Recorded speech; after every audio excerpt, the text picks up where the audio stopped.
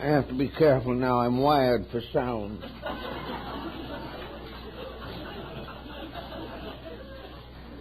Well, we have a rather intriguing subject this morning, the problem of memory.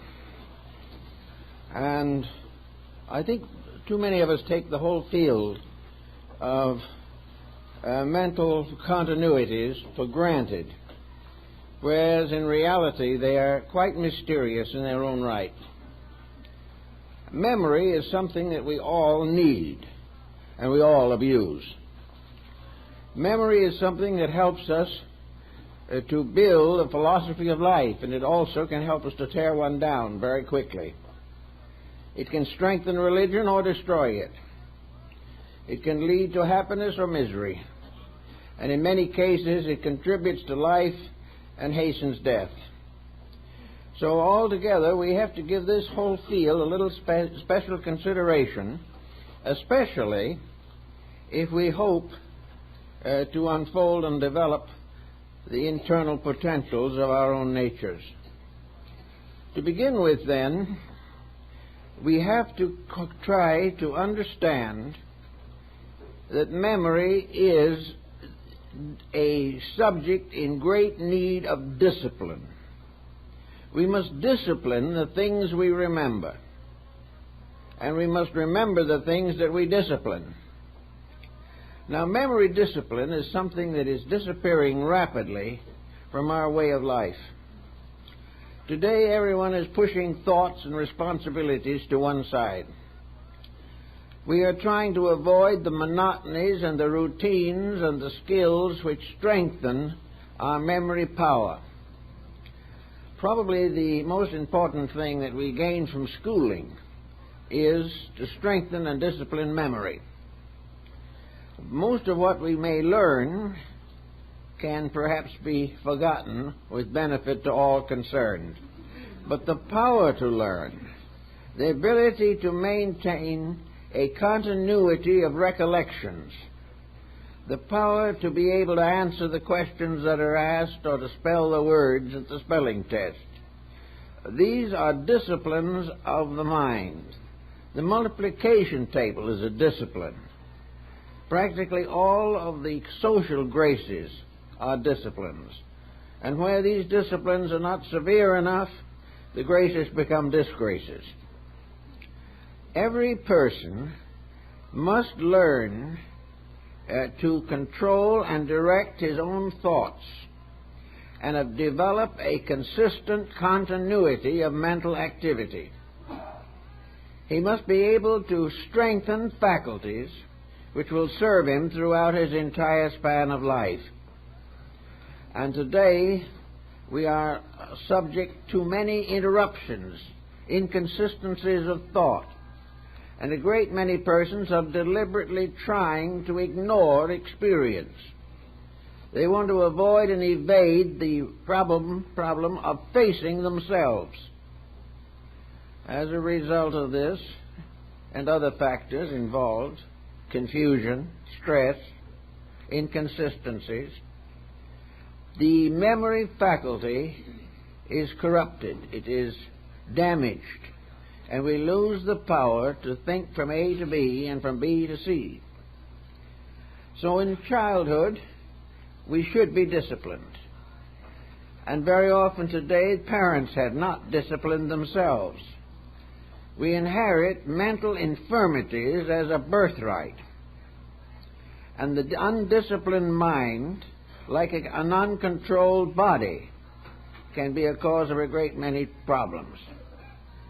The disciplines we are seeking for are not only for the mind's sake, but give the mind the power to control and correct the mistakes of the emotions and the body. Without discipline, we cannot control ourselves.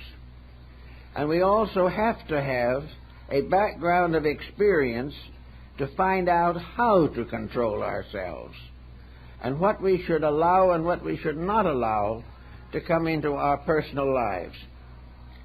In addition to the weakness of memory, we now find that there is a tendency to corrupt what memory we do have. Today we are able to imagine many, many conditions and then bestow upon these imaginations the strength of a memory factor.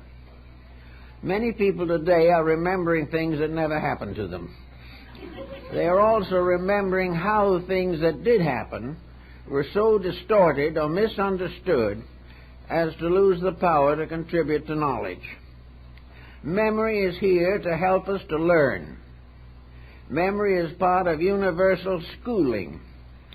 But in many instances, we use it as a method or means of evasion, to get out of a situation.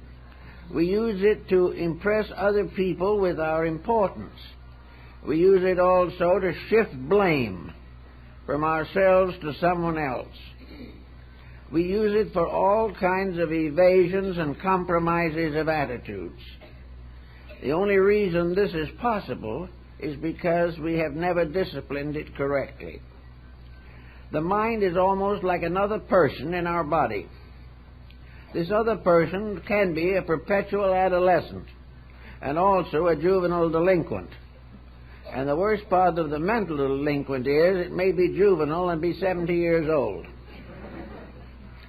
All the way along, we know that we are here to learn. We are here to grow.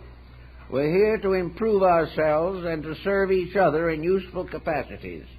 And a bad memory frustrates nearly all of these purposes. The memory is essential to the preservation of any type of constructive program. Of course, it is also true that memory now is supported by the written word. And memory is supported by the press, by the media, and by all types of subsidiary helps. But most of these helps are themselves corrupted. We cannot depend upon what we read. We cannot depend upon news reports. We cannot accept the opinions of other people. And deprived of all of these crutches, we have to depend upon ourselves, only to discover that we do not even have the power to make an opinion that means anything. So the problem always is that the mind has to serve as a kind of guardian, a protector of integrities. And to do this, it is necessary for us to have a full development of mental discipline.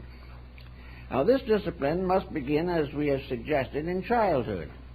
It is up to our parents to see that we learn to obey.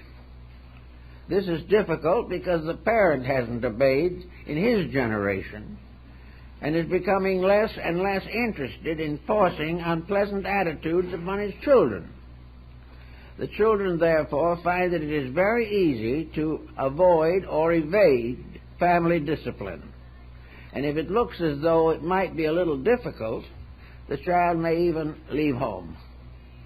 Anything to escape the assuming of responsibility. And yet maturity without assuming responsibility is impossible. Today we have a mass of delinquent people who would be on the way to correct careers if they hadn't built a barrier against learning, a barrier against experimenting and experiencing the constructive results of growth. After all, if we are believing in a divine plan, we believe that the human being is here to grow, to unfold his spiritual potentials, to become a little better every day. And this process, according to many systems, continues incarnation after incarnation, always for the purpose of becoming better, always for the purpose of drawing upon internal resource with greater advantage to our own lives. Now, undisciplined internal resource is no longer an asset. Undisciplined, the mind can lead us into every trap that there is. It can force us to all types of mistakes. It can bring us down to misery because we accept flattery. It also makes it almost impossible for us to accept good advice. Now, good advice is something nearly everyone is afraid of today. Also, we have to wonder whether the person giving the advice is really qualified to do so. Therefore, in problems of accepting the advice of others, we must also depend to a certain degree upon our own internal resources. Someone may come to us and say we are drinking too much. One way, of course, to answer that is to say it's none of their business. But this does no good and just simply helps us to perpetuate a bad habit. Perhaps we do not believe that we are drinking too much. We do not know just exactly how to accept or reject the advice of a well-intentioned person. The only answer is to dig into our own experience. With a little sober thinking, it is possible for us to find out in ourselves what we are actually doing in the consumption of alcohol. We can find out by the use of memory what it has done to us in the past. If we find by reviewing our own case that we have suffered in the past, then the advice of a good friend should be given special consideration. And as one of the old Hindu sacred books points out, one of the ways that God speaks to mankind is by putting the words in the mouth of a good friend. So it's always wise to be observant. We also can realize that we may be blamed unjustly for things that we are not guilty of having performed. Here again only our own memory can tell us what we did on all these different occasions, how we reacted to circumstances. Thus it becomes possible to be a criterion over advice. We use this type of judgment on certain occasions. If we go to the doctor's office and the doctor recommends a remedy, we take it and it makes us worse. We have a certain recollection of this experience and are apt to remind the doctor of the situation. On the other hand, there are happenings every day in which things are going badly and we ignore the evidence completely. Now, also memory has a certain censorship factor. How much of the things we remember are worth remembering? How much do we really need this storehouse of software in our own skulls? How much do we actually depend upon memory to strengthen character or allow it to weaken character?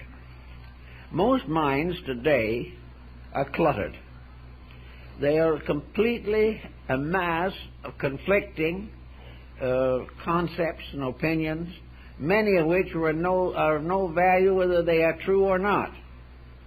It is necessary to try to find out how to clear the mind for the essential judgments of living. One of these problems, of course, one of the worst of these to face, is the problem of religion.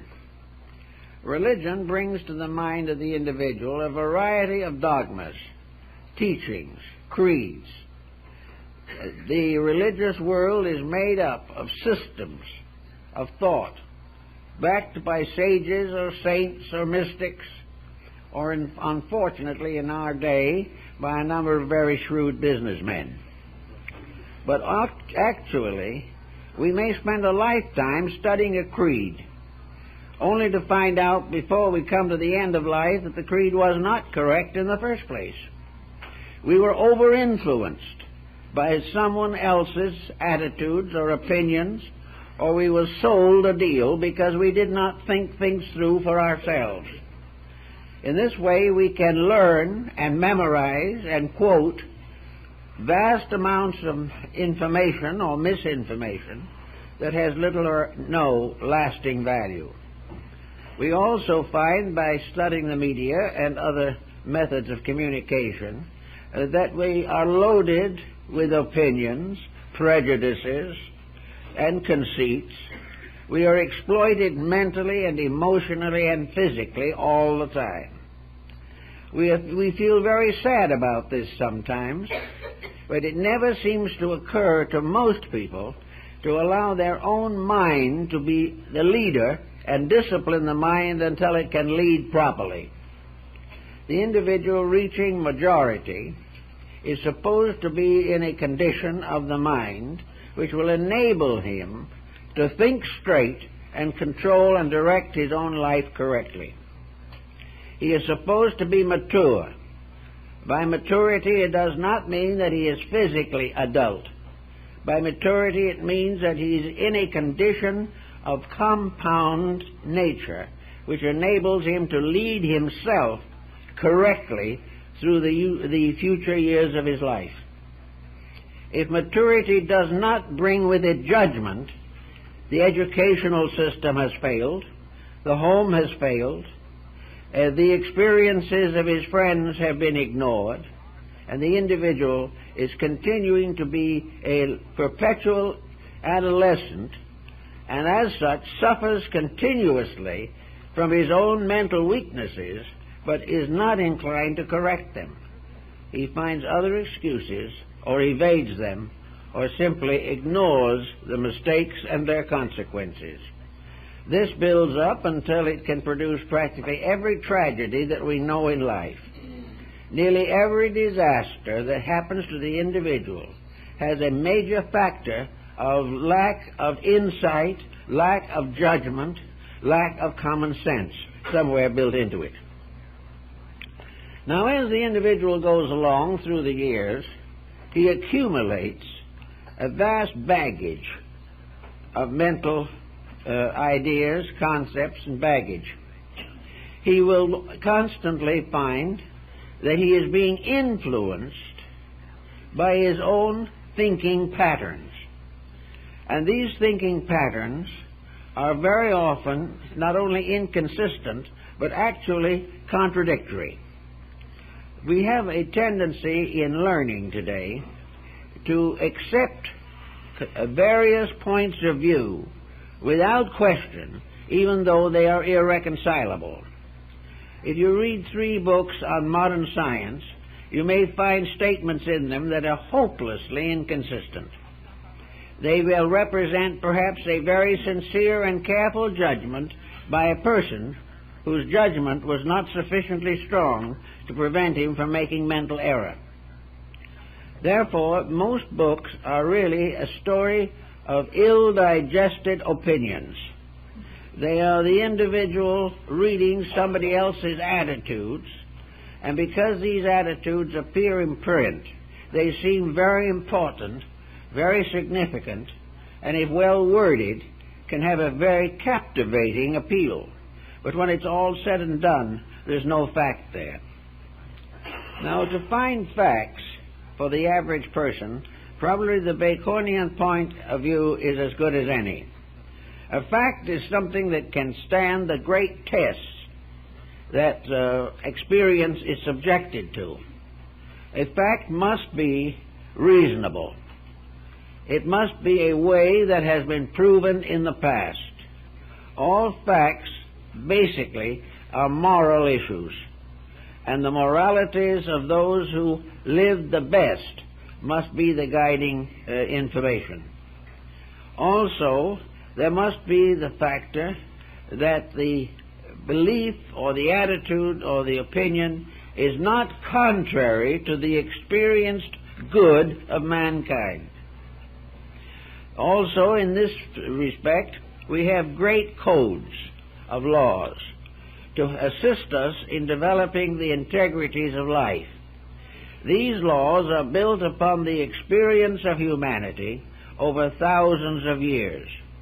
We often conceal these laws under the name of a single prophet or some great spiritual teacher, but they are actually an accumulation of man's experience.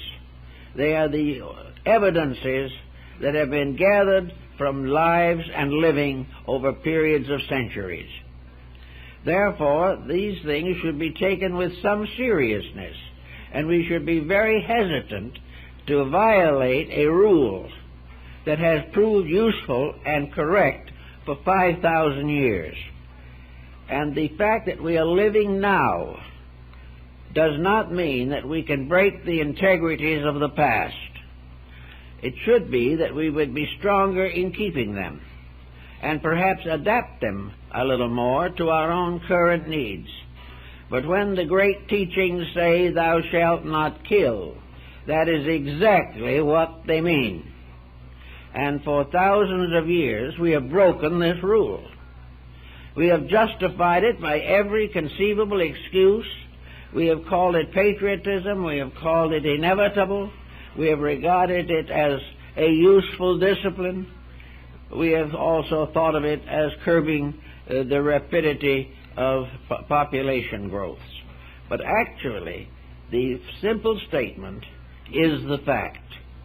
And regardless of how we try to avoid and evade, the only thing that we can gain by destroying life is finally to destroy ourselves.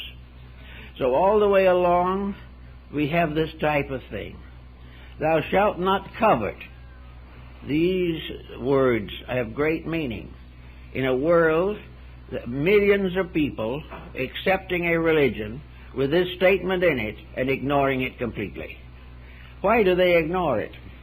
Simply because their own internal integration has not recorded in the mind the validity of this statement.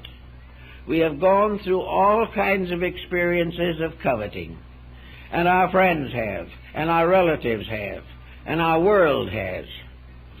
And we have seen the distress and misery. But when we decide to covet, we do. Now, this means that the discipline of the mind is not strong enough to protect us from the weaknesses of our own attitudes. So we discover the mind has two distinct processes. One is to defend the right, and the other is to tear it down. Wherever a rule is uncomfortable, our first thought is to get rid of it. As a result of getting rid of it, we get into trouble, because practically every important rule of life has to be obeyed.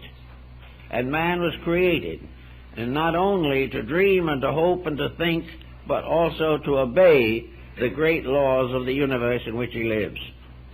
Now, memory is extremely important in helping us to understand laws that we cannot penetrate metaphysically. We cannot find out how and why God says that we should love one another. We know this has descended to us as an axiom out of the past.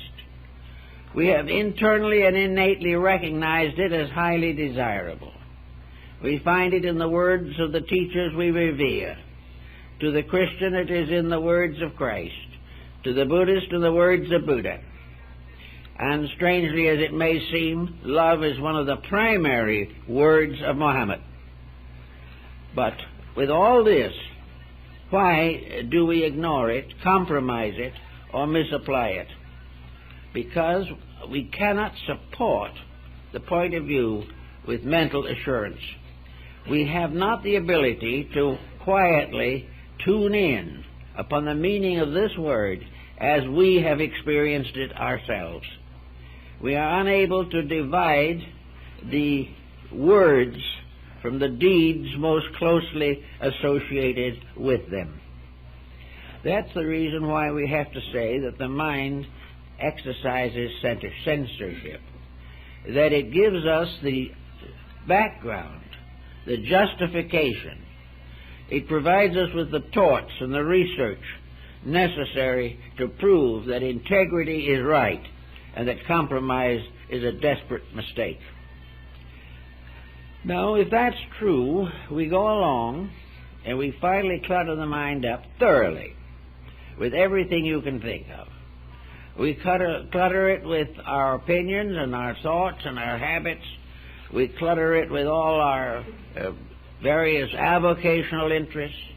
We spend a whole lifetime trying to be good bankers or good lawyers and load the mind with these problems. We come home to sick children and load the mind with their problems. We also have troubles with our friends and take those on.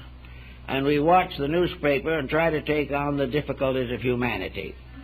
By the time we reach middle life, we have a badly overworked mental structure. We are no longer in the position to control our own minds. We create all kinds of strange chemistries and interrelationships which we are not even constantly aware of. We do not know that we are thinking these thoughts. And if we do know they're coming through, we do not know where they come from or why. And so, by the time we reach 40 or 45 years of age, we are beginning to have poor judgment. A judgment in which we cannot get a clear answer when we ask ourselves a question. The answer comes through with all kinds of ifs, buts, and ands. Or perhaps we get so weary trying to find the answer we give up anyway. The mind can become a haunted house. It is full like an attic of antiques, things of some of which are very valuable and some are not very valuable. Not long ago, a family that I know did a little attic cleaning, and they finally found something that looked as though it might be worth $1 or $2, so they took it to a dealer, and the dealer gave them $10 for it. He then turned around and sold it to someone else for $500. The individual didn't know the value of what he had. Other people do not know the value of what they think. Others still don't realize that the skills that they accumulated over a lifetime have value. And because of the lack of discipline, they do not know how to call upon the resources of their own minds. Because of this type of thing, a great many individuals who have had a rich life as far as experience is concerned are still subject to all the ills that flesh is heir to. They do not learn the lesson. Now, as we grow older, we find that this mind becomes tired. It is weary of the mistakes that it is making, but does not seem to get around to finding out why it makes these mistakes. It follows the general point of view that if I think this way, this is the way it is. And we feel that freedom and liberty and emancipation mean that our own thoughts are just as good as anyone else's, and if probabilities a little better. And we also feel that while we may not want to accept the thoughts of others, there is every reason why they should accept our thoughts. All this leads usually to a rather lonely old age, because people just do not react the way we think they should. And the reason we think they should is because we don't think at all anyway. We just want them to and assume our own infallibility, although our minds have never been able to demonstrate it in any sense of the word. So by the time we go along, we begin to be what some have called disillusioned. We are tired of what we consider to be a life well lived, which nobody cares about or respects. Disillusionment means that we have gradually lost our illusions. An illusion being itself unreal, if it is lost, if we are disillusioned, all we have lost is something that didn't exist in the first place. Disillusionment does not mean that we are tired or disappointed in truth. It means that we are tired or disappointed in the misinterpretations we have put upon various beliefs and opinions. But as we go along, we notice something happens. And that is that the mind, getting fatigued, and also suffering from a kind of intellectual indigestion, resulting from the way it has been nourished or misnourished, begins to drop out things. The mind isn't storing up things as rapidly as it used to, because every attic is full. It is not learning more because it has not been able to digest what it has learned. And gradually we notice a process coming over the mind's own functions. And that is that the memory continuities break down. And gradually we begin to forget. And this forgetting generally begins by forgetting unimportant things. The mind begins to censor itself as much as it can in its debilitated state.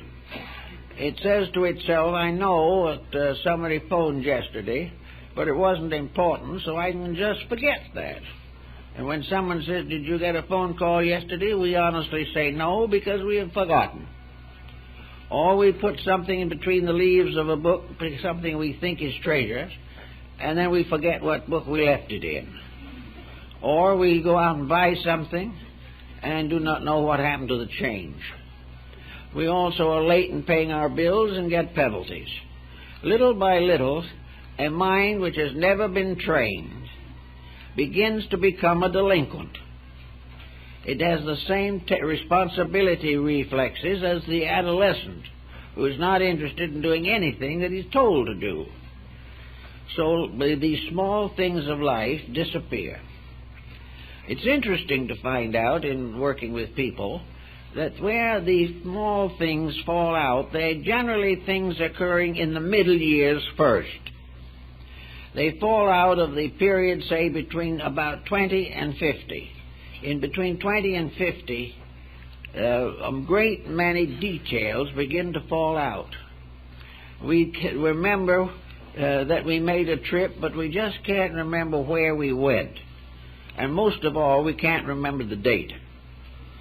Well, we meet somebody we haven't seen for a long time. We know them, we've seen them, we remember things. We can't remember their names.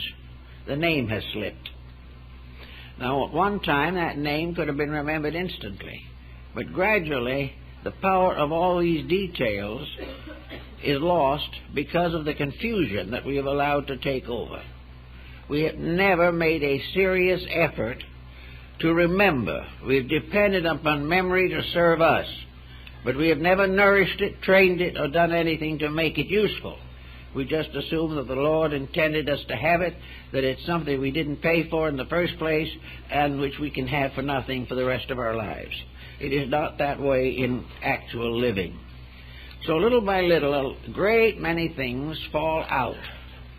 This causes a measure of embarrassment. Here we have a Wednesday which we can remember, and a Friday that we can remember, but what happened on Thursday? We cannot remember. Now we assume, therefore, that it has something to do with Wednesday, and will in some way be manifested through Friday. That whole in-between, we just do not know what happened. But we then begin to figure that if we tell people that, they'll think we're gradually losing our minds. And what they don't realize is that we've already lost them. So where facts begin to fail, imagination comes in. If on Friday we are better off than we were on Wednesday, we conclude that we made a magnificent decision of our own. If we're worse off on Friday, we decide that someone else has treated us badly.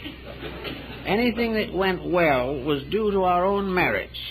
Anything that did not go well was due to somebody else's ulterior motives, or stupidity, or their forgetfulness.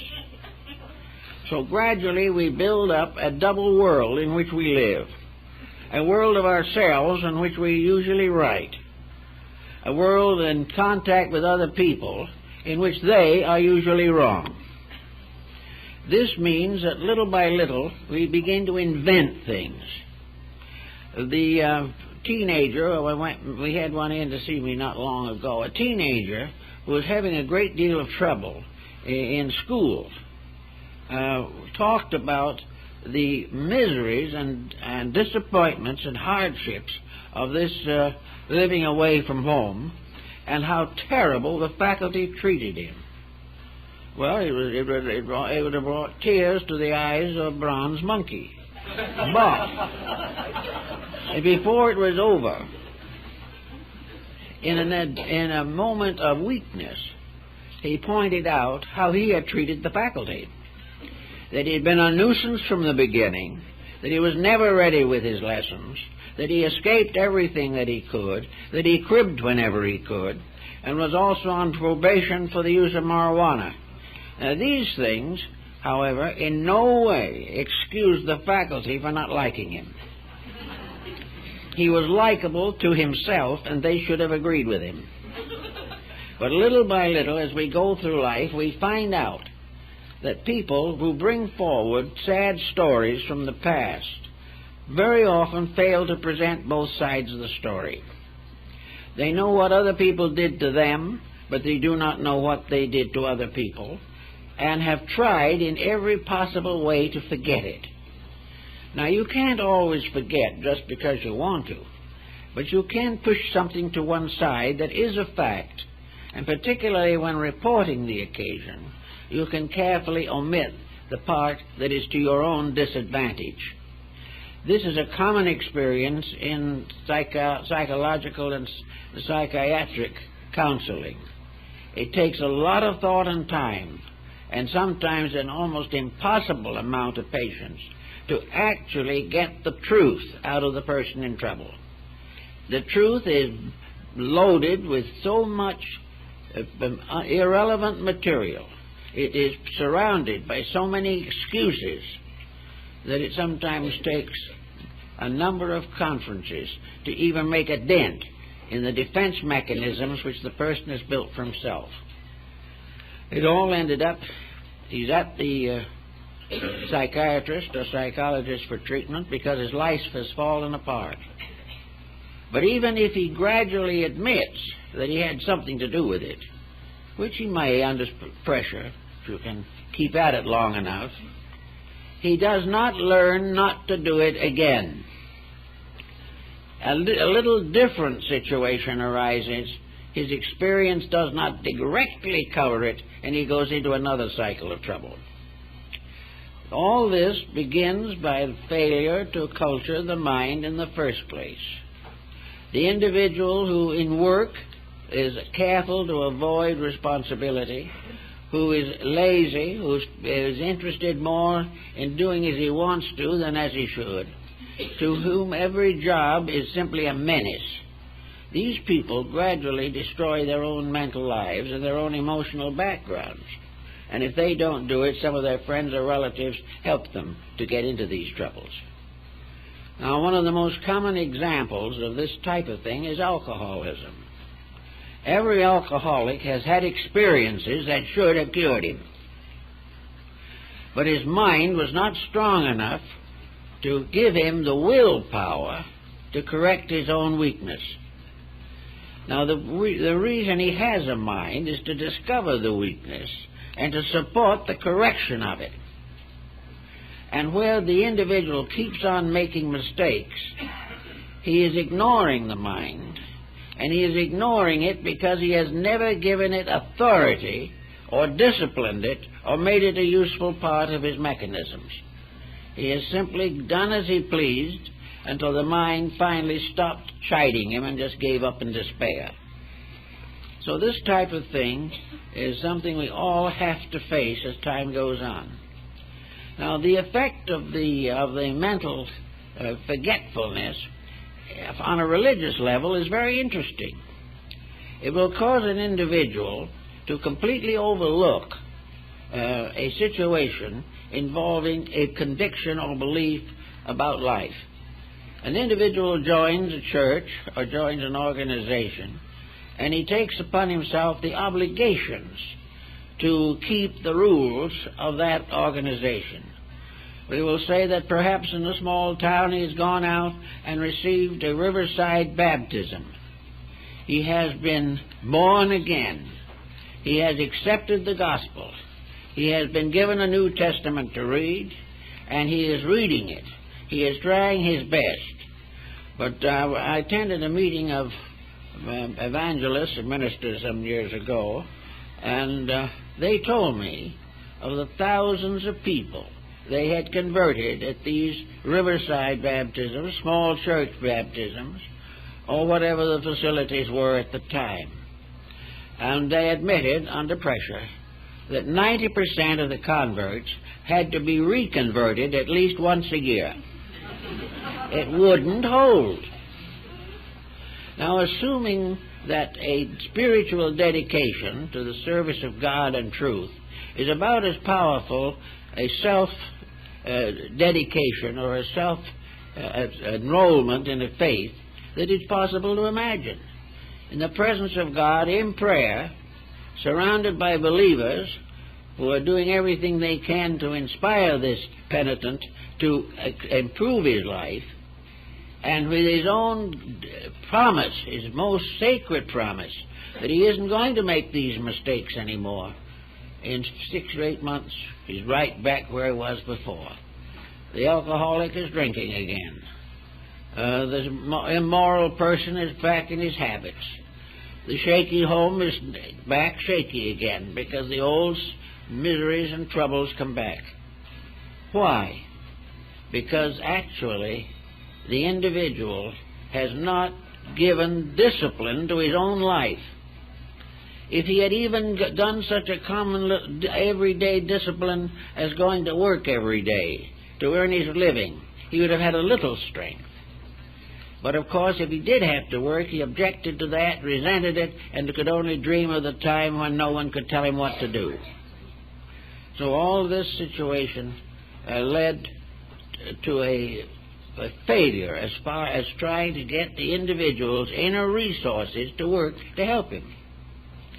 Now, as we grow older, as we say, some of these experiences begin to get a little weaker. And nature has one habit that is rather interesting. It weeds out those occurrences which most deeply impressed us. These it holds on to. The others gradually fade away. Now, the fact that we retain that which most impresses us does not mean that we will retain only that which is most useful to us. Almost anything can be among those points that are remembered.